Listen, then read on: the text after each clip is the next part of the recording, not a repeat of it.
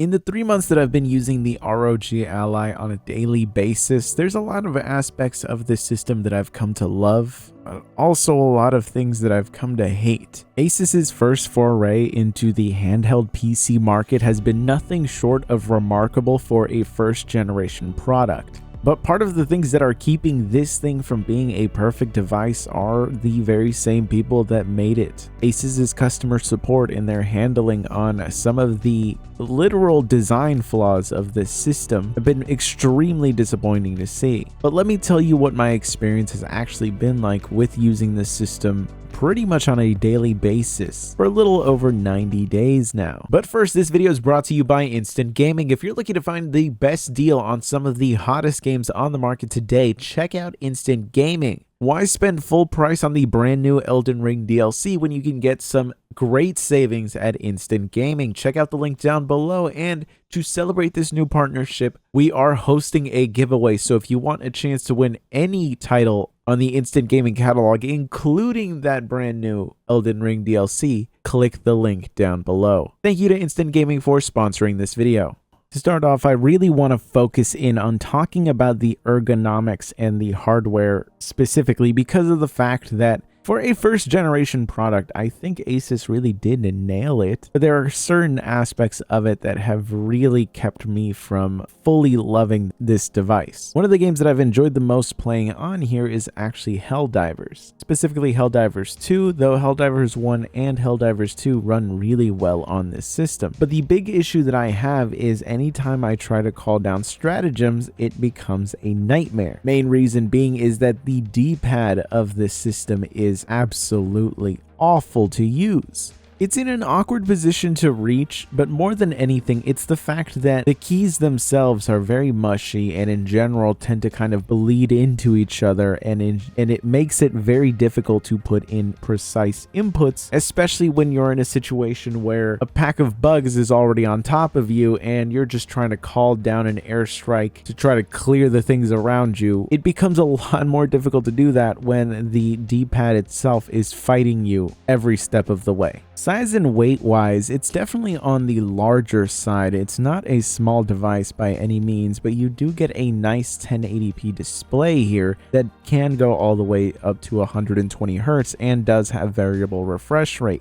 If you're looking for something that's going to be as light as a Nintendo Switch, this is definitely not it. But considering the hardware that it actually has inside of it, the size is, if anything else, surprising to me. Though for the size, the system can actually end up making a decent amount of noise, especially if you have it at its highest TDP setting. No singular aspect of the controllers in general are really all that impressive, but besides the D-pad, nothing else is really all that detrimental to the experience, and I haven't really had many issues at all with anything else. That D-pad is pretty disastrous, and depending on the type of game that you're trying to play, it could keep you from actually fully enjoying it. Really though, I think that the weight itself is probably going to be the biggest deal breaker for a lot of people. As I said, it's not a very light system. It's one of those things where if you're able to rest your arms down on a desk or something while you're gaming, you could realistically play for quite a while. But if you have to hold up the system while playing, I can see a lot of people getting fatigued rather quickly, though realistically speaking, the battery life probably won't last you long enough for your arms to get all that fatigued anyway. That's right, the battery life is one of the aspects that I think is the weakest of the ROG Ally and the most egregious problem. Realistically, most games that I play when I'm trying to play on here, I'm lucky if I get 2 hours. I've gotten to the point now though where I keep a charger right by my bed so that I can just keep it plugged in when I'm gaming at night. So the battery life isn't really a problem on my day-to-day experience, but I can see how it could be a problem for somebody that actually wanted something portable that they could take with them and have along with them throughout the day. It's realistically not going to get you a lot of battery life if you're trying to do any kind of gaming whatsoever. Indie titles is about as far as I would go in terms of being able to play on battery. If you bring things down to the 10-watt TDP, the battery life actually can be relatively impressive. But of course, when we're talking about just being able to play games like Stardew Valley, it's a lot less impressive considering that I can just boot that up on my phone and absolutely destroy this thing in terms of battery life.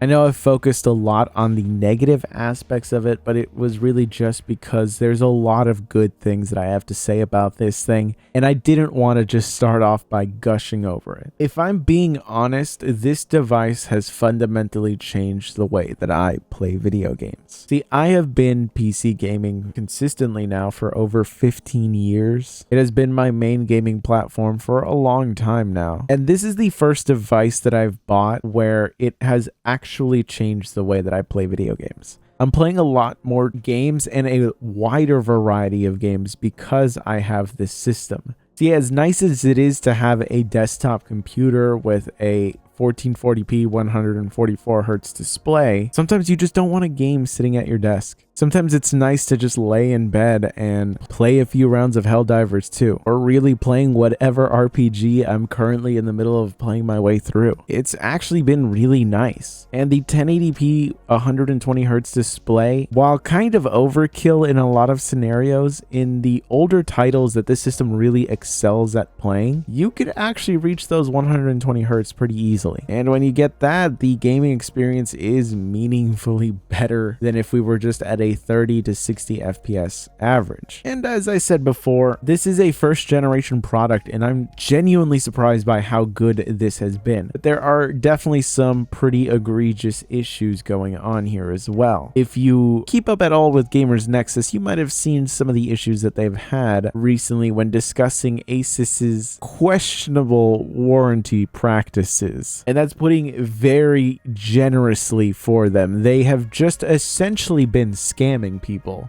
pretty much systematically. And part of the problem is that this unit is defective from the factory. Now, I don't know if mine in particular is defective from the factory, but pretty much every ROG Ally is defective from the factory, because if you put in a micro SD card in here, chances are it's going to end up getting cooked, since the placement of the SD card slot ends up letting it pretty much take the full brunt of the exhaust of the system, and these little cards are just not rated for that kind of abuse, so they end up dying. Now, ASUS is not claiming that this is a issue really. If you go through the warranty process, they will send you a new unit, though good luck, because people have definitely run into issues trying to get warranty services. So you're pretty much playing a game of lottery there if you are actually looking to use the micro SD card slot, and you might realistically want to do that since the expandability on this system isn't great. See, the unit that I have here came with 512 gigabytes of storage, since that is the only version that they have available of this system, and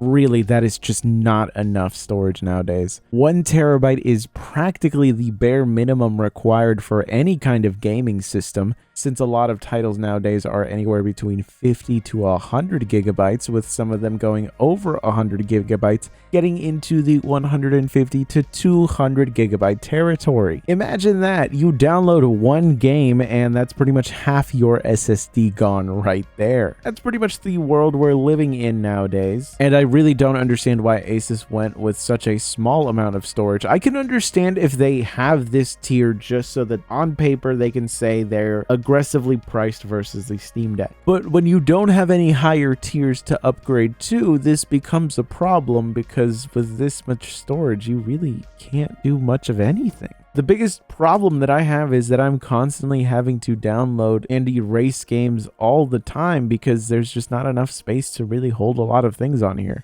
If you're looking to play mostly indie titles or mostly older AAA titles that are a decade or two old at this point, you're going to be able to fit a lot of them in here. But if you're looking to play even things that are semi-recent, as in the last 5 years, you're going to end up eating through this storage pretty quickly. Of course, you can open up the system and upgrade the SSD, but it uses one of those 2230 sized SSDs, so you cap out at realistically 2 terabytes, and that's a pretty expensive 2 terabytes that you're getting. There are mods that people have made out there where you can stick in a 4 terabyte full-size SSD in here, but they're a little questionable in execution, and I'm not the biggest fan of how you have to essentially destroy the back cover plastic to get it to fit properly. But I can understand going through the effort of doing it because 4 terabytes is extremely limiting. And another aspect that is extremely limiting is, unfortunately, the amount of RAM that this system has. It has 16 gigabytes of RAM, which should be fine for the vast majority of gaming tasks out there. But while using this system, I wanted to push the limits of what you could do. It is the most excited I've ever been playing with a computer, so I wanted to see what the limitations of it realistically were. And because the Z1 Extreme is just a 7840U, there's a lot of power here. Hooking this thing up to an external display using this cheap little dock that I got off of Amazon, the experience is remarkable. Everything feels so fast and snappy, which obviously you would expect with this Ryzen 7 chip in here. But more than anything, using this 1080p ultra wide display, I actually ended up finding it to be a perfect pairing because it's not as high of a resolution as 1440p, so we're not really stressing the GPU by an insane amount, which means a lot of games are still really playable like this. And it really actually makes it a viable alternative to just having a normal PC. When you have this little computer that is docked here and you can just pick it up, unplug it, and use it wherever you want, come back, dock it, and you have your mouse, keyboard, your display. If you want to use external speakers, you can have that set up as well. All of this hooked up to this dock that just plugs in through one cable. It's pretty nice, but the big issue is that 16 gigabytes of RAM is just not enough for the workloads that I need. For video editing, 32 gigabytes of RAM is really already bare minimum.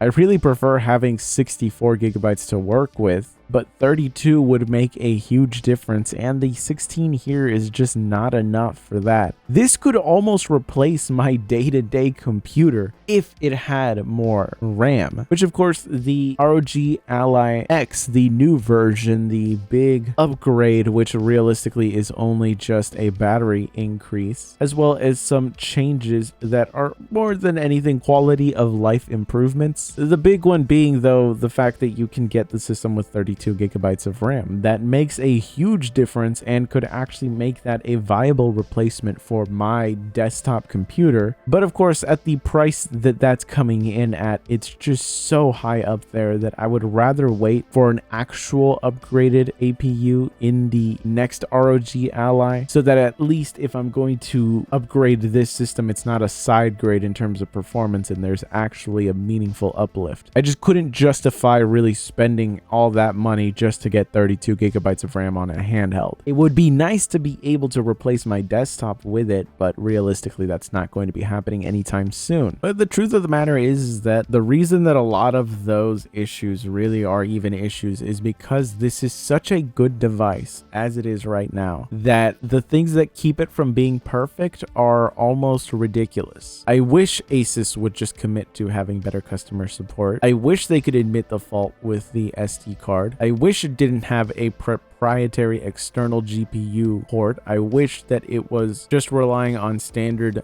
USB 4.0, or if they wanted to get crazy, throw in an Oculink port. But every other aspect of it has just been so great in that it has brought back some of that enjoyment that I used to have for video games that I think went away in the last few years, because there's really only so much time that you can put into something before you start to get tired of it. Now, I grew up playing video games. I pretty much have been just playing video games my entire life, and after a while you are going to get burnt out on that. And a lot of the times, I think for us gamers, it can be hard to admit when we're burnt out. We like to blame everyone else around us on why we don't enjoy a video game anymore. But the truth of the matter is, a lot of the times that we just kind of grow out of things, or we get burnt out. There's only so many hours you can put into a game before it just stops being fun. And more than anything, what this handheld has done is it has brought back that enjoyment in playing games. Being able to just lay there in bed and just boot up an indie game that realistically I never would have played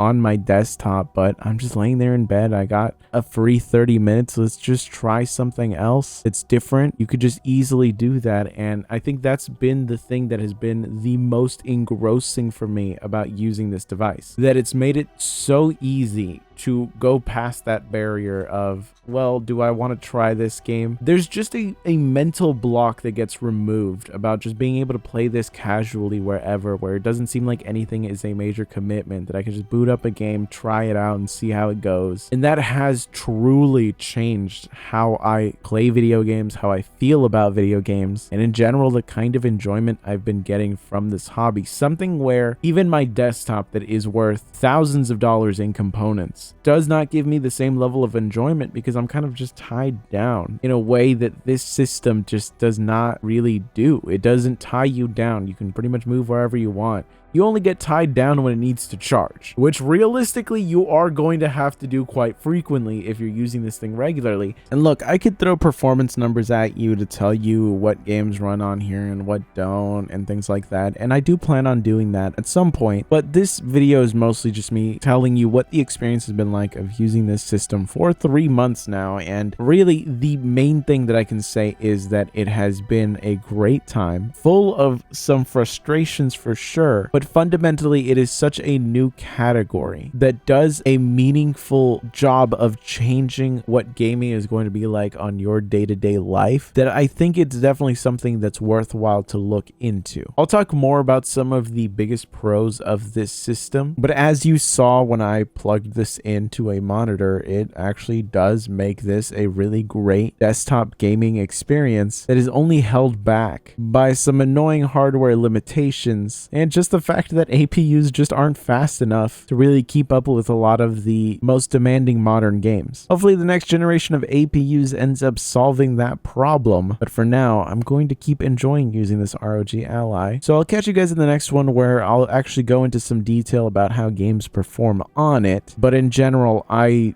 do really recommend this device. If you already have a gaming PC and you just want another device to be a addition to that, I think that this thing is almost perfect. And I'll go into detail later on about why I would go with this over a Steam Deck. It's not a cut and dry choice at all. There's definitely considerations to be made, and I think that the Steam Deck is extremely competitive, but the ROG Ally definitely has its merits. But anyways, this video has been long enough, so I'll catch you guys in the next one.